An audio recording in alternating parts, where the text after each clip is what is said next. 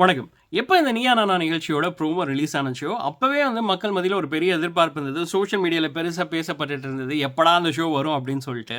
இன்னொரு பக்கம் எனக்கு அதில ஒரு பெரிய நம்பிக்கையே இல்ல. ஏன்னா, இதுக்கு முன்னாடி எலைட் எக்ஸ்போஸ் பண்ற மாரி எப்போ ப்ரோமோ ரிலீஸ் ஆனாலும், அந்த ஷோ வந்து டெலிகாஸ்ட்டே ஆகாது. ஏன்னா, இந்த எலைட் கூட்டத்துக்கு தாங்க எக்ஸ்போஸ் ஆகாம இருக்கிறதுக்கு யார் யார் காலெல்லாம் புடிக்கணும், எந்தெந்த இடத்துல எல்லாம் பேசணும் அப்படிங்கிறது நல்ல லாபி தெரியும். அந்த லாபி மூலமா அந்த ஷோ வராம பார்த்துக்குவாங்க.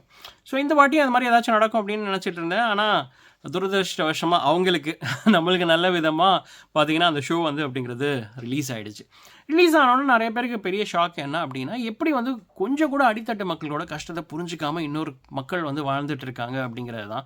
எனக்கு வந்து அது புதுசா தெரியலன்னு வச்சுக்கோங்களேன். அத நம்ம ஃபேஸ் பண்ணியிருக்கோம். இன்னொரு பக்கம் நெறைய இடங்கள்ல பார்க்கவும் செஞ்சிருக்கோம். உங்களோட மனநிலை அப்படிதான் அப்படிங்கிறது நம்மளுக்கு தெரியும். இதில பிரச்சனை என்னன்னா, இவங்கலாம் வந்து தெருநாய்க்கு வந்து அவ்ளோ சப்போர்ட் பண்ணி பேசிட்டு இருக்காங்க. நம்மளுக்கே ஒரு பக்கத்துல தோணும், எப்படி நாய்களுக்கு வந்து இவ்ளோ கருணையா இருக்காங்க அப்படின்னு சொல்லிட்டு. ஆனா அதே கூட்டத்துல உள்ளவங்கள்ட்ட, நீங்க ஏற்கனவே 2 நாய் வளர்க்குறீங்க.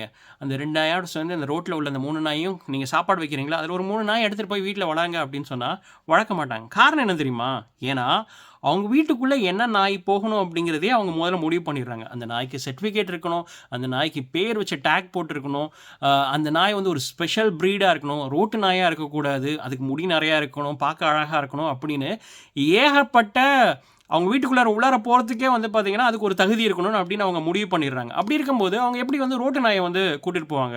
அவங்க ரோட்டு நாய்க்கு வந்து ரொம்ப பாசத்தினால சாப்பாடு போடுறீங்களா அப்படின்னு நெனச்சீங்கன்னா, இல்ல. அவங்க வீட்ல மீதி போன சாப்பாட, அவங்க வீட்டு வேலைக்காரங்களுக்கு கூட குடுக்க மனசு இல்லாம, அத வந்து நாய்க்கு குடுக்குற ஒரு கூட்டம் தான் இந்த எலைட் கூட்டம் அப்படின்னு வச்சுக்கங்களேன். ஸோ, அவங்களுக்கு ஒரு கவலையுமே இல்ல. ஏன்னா, அவங்க வீட்ல உள்ள நாய்க்கு வந்து ரேபீஸ் இன்ஜெக்ஷன் போட்டிருப்பாங்க. அவங்களுக்கு ரேபீஸ் இன்ஜெக்ஷன் போட்டிருப்பாங்க. ஆனா, இப்ப இந்த ரோட்ல உள்ள நாய்களுக்கு வந்து அவங்களுக்கு அத பத்திலாம் கவலை இல்ல. ஏன்னா, அவங்க கார்லயே வந்து போயிடுவாங்க. ஸோ, அந்த நாய ஃபேஸ் பண்றதுக்கான வேலைகள்லாம் அவங்களுக்கு இல்ல. இன்னொரு பக்கம் இதனால ரொம்பவே பாதிக்கப்பட போறது யாருன்னா, இந்த அடித்தரப்பட்ட மக்களும். இப்ப ஃபார் எக்ஸாம்பிள் இப்ப நெறைய பேர் என்ன பண்றாங்கன்னா, அவங்களோட சக்திய மீறி பசங்க வந்து ஸ்கூலுக்கு வந்து போய் ட்ராப் பண்றதுக்கான வாய்ப்புகளே இல்ல. ஸோ, அதனால வீட வந்து ஸ்கூல் பக்கமா பார்த்து, அது எவ்வளோ கோடி ஆனாலும் பரவால்ல அப்படின்னு சொல்லிட்டு அவங்களோட சக்திய மீறி லோன் எடுத்து வந்து வாங்குறாங்க. லாஸ்ட்ல இப்ப அந்த குழந்தைங்களுக்கு கூட நிம்மதியா வந்து ஸ்கூலுக்கு போகுதா, போகலையா அப்படிங்கிற ஒரு பெரிய பதபதப்போட தான் அனுப்புறாங்க. அந்த மாரி ஒரு நிலைமையில தான் இந்தியால இருந்துட்டு இருக்கு. தமிழ்நாட்டுல இருந்துட்டு இருக்கு. காரணம் என்னன்னா, இந்த நாய்களோட அட்டூழியங்கள் தான். உலகத்திலே ரொம்ப கொடிய நோய் அப்படின்னு என்ன கேட்டீங்கன்னா, நான் ரேபீஸ தாங்க சொல்வேன். காரணம் என்ன அப்படின்னா, உங்களுக்கு நீங்க சாக போறீங்க அப்படிங்கிறது தெரியும். உங்கள சுத்தி உள்ளவங்களுக்கு, உங்களோட பெற்றோர்களுக்கு, உங்களோட சிப்லிங்ஸ்க்கு எல்லாருக்குமே நீங்க சாக போறீங்க அப்படிங்கிறது தெரியும். ஆனா, உங்களால காப்பாத்த முடியாது. நீங்க எப்படியாச்சும் என்னை காப்பாத்துவீங்கன்னு எதிர்பார்ப்பீங்க. அவங்களால முடியாது. இது வந்து 6 மாசமோ, 7 மாசமோ டைம் பீரியட்லாம் கிடையாது.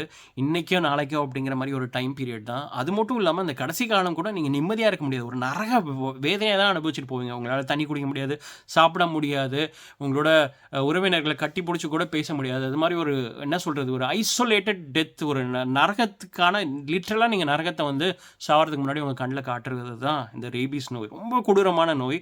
அதெல்லாம் அவங்களுக்கு வராது. ஏன்னா, அவங்க ஏற்கனவே ஊசிலாம் போட்டுடுறாங்க. ஸோ, அவங்களுக்கு உங்களோட குழந்தைங்கள பத்தியோ, இல்ல உங்களோட அம்மாக்கள பத்தியோ, உங்களோட வயதானவர்கள பத்தியோ கவலையே கிடையாது.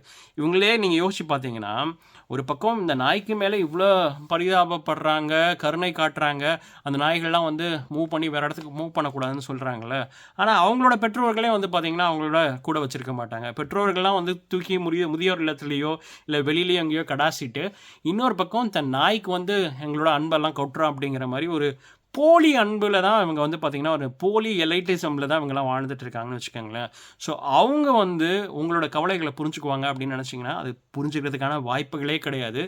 இந்த நிகழ்ச்சி அப்படிங்கிறது அவங்களோட ஒரே ஒரு மனநிலைய தான் வந்து எக்ஸ்போஸ் பண்ணியிருக்கே தவிர, அவங்களுக்கு பின்னாடி ஏகப்பட்ட அழுக்குகள் இருக்கு. அந்த அழுக்குகள்லாம் போய் நம்ம தோண்டிட்டு இருந்தா, நம்ம வாழ்க்கைய நம்ம பார்க்க முடியாது. ஸோ, இது வந்து ஒரு நியாயமான கோரிக்கை. அந்த நாய்கள்லாம் வந்து அப்புறப்படுத்தப்படணும். நானே எங்க வீட்லயே 3 நாய்கள் வளர்க்குறேங்க. ஆனா, தெரு நாய்க்கும், வீட்ல வளர்க்குற நாய்க்கும் வித்தியாசம் இருக்கு. அது ஏன் தெருவுல போய் இருக்குன்னா, அத பாதுகாத்துக்கிறதுக்கு, அத வந்து வச்சு பராமரிக்கிறதுக்கு ஆள் இல்ல அப்படிங்கிறதுனால தான். இதே வெளிநாடுகள்ல வந்து பார்த்தீங்கன்னா, உங்களுக்கு வந்து நீங்க தெரு நாய்கள்லாம் பார்க்க முடியாது. ஒண்ணு இது மாரி கைவிடப்பட்ட நாயா இருந்துச்சுன்னா, அத வந்து அடாப்ட் பண்றதுக்கு யார்ட்டயாச்சும் குடுக்குறதுக்கு முயற்சி பண்ணுவாங்க. இல்லன்னா, அவங்களே வந்து பார்த்தீங்கன்னா, அந்த டாக்ஸ்லாம் டேக் கேர் பண்ணிக்கிற சென்டருக்கு வந்து அனுப்பிச்சுருவாங்க. இவங்களுக்கெல்லாம் என்ன பிரச்சனைனா, இன்றைக்கி நாயில் ஆரம்பிப்பாங்க, நாளைக்கு நம்மளோட மாட்டுக்கு வந்துருவாங்களோ அப்படிங்கிற ஒரு பயம்லாம் இருக்குது. ஸோ அதோட வெளிப்பாடாக தான் நான் பார்க்குறேன். நீங்கள் என்ன நினைக்கிறீங்க? இந்த எலைட் மென்டாலிட்டியை பற்றி என்ன நினைக்கிறீங்க? உங்களோட பதிலை கமெண்ட்ஸில் சொல்லுங்கள். இதே மாதிரி இன்னொரு சூப்பரான வீடியோட உங்களை மீண்டும் சந்திக்கிறேன். நன்றி.